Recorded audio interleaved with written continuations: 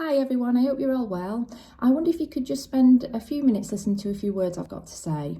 So today is a significant milestone in my life. A couple of weeks ago I became an independent author, and today I'm publishing my debut book, which is a book called The Umbrella Picker. Just to give you a little bit of background about the book. So firstly, I've wanted to become a writer and to author a book for quite a long time now. Probably goes back as far as adolescence, in fact, but certainly so within the last 13 years. Now, in the past, I've had a few ideas around the book, but it was essentially a non-starter. I struggled with the plot, I struggled with the characters and taking them anything beyond sort of the basics. But what I've learned today is that I was never ever meant to write a fictional book. I was meant to write a book, but my book was meant to be a factual book, a memoir about my own lived experience. And one of the reasons that I couldn't actually write the book 13 years ago is because my lived experience was still unfolding. And only when that story had unfolded sufficiently would I be able to write the book. And incidentally, once that had happened, I actually wrote the book in 7 weeks. The words flowed very, very easily. So my book is called The Umbrella Picker, and it's a book about my lived experience of being late diagnosed autistic at the age of 45. I received my diagnosis on the 22nd of June last year. I am now one of the so-called lost girls. The lost girls are a lost generation of women, particularly in my age group and older, who were missed by health, social care and education. We've been lost for a very long time, and we are lost in many places. Our presentation is within the mental health system, very often with misdiagnoses, I find, and also within other areas that display our level of suffering, things like substance misuse services, for example. And we do suffer. We suffer considerably.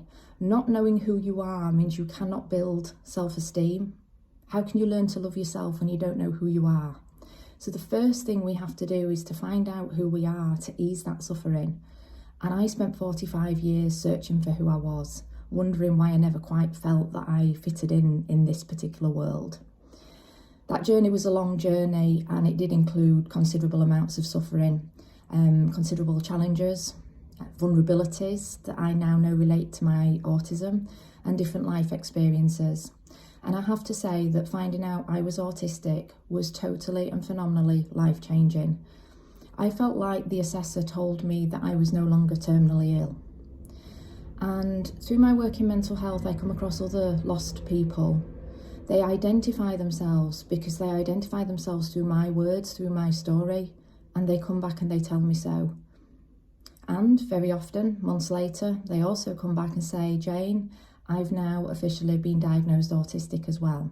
And it was phenomenally life-changing. Our stories are mirrors to one another. Yes, I think it's fair to say that all autistic people present differently. You've met one autistic person, you've met one autistic person. But we do share a lot of similar traits, and I particularly find within the group of lost girls, we have similar life experiences. We are mirrors to one another. So my book, the book I've wrote, is a book that is loaded with intention, and the intention is to find other lost girls. Why? Because they are suffering in many cases, and finding out who you are eases that suffering. The total intention of my book is to help people to self-identify.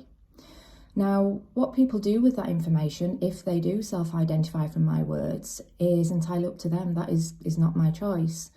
But for many, they may go down the route of formal diagnosis, just like I did. And for me, that was a really important thing. It was the final puzzle within my jigsaw. I needed to know who I was, and I needed to be 100% accurate. And autistic people need that level of accuracy. So it's really important for people, in many cases, to actually get that formal diagnosis. And there are a lot of challenges around that as well. So my book is full of intention, and ultimately I was never supposed to write a book that was fictional. I was supposed to write a memoir. And today I can actually share with you that memoir. So this is The Umbrella Picker. On a practical level, my book, of course, is available in the usual places. It becomes available today on Amazon in Kindle format and, of course, in paperback as well. And very shortly it will be available as an audiobook as well. But the one thing I would say is I haven't wrote this book to achieve book sales. My living is not dependent on this book. I didn't write it for that purpose. I wrote it to find lost girls. So I will be endeavouring to make sure people can access the book free of charge if that's the best way to access it. I'm going to make sure there are copies in the local libraries in South Yorkshire, and also try and make sure there are some copies placed in some of the book exchanges that tend to be at the different retail outlets nowadays. So I will make sure it's available for people. And I just want to say thank you for listening and for sharing a little portion of my world today.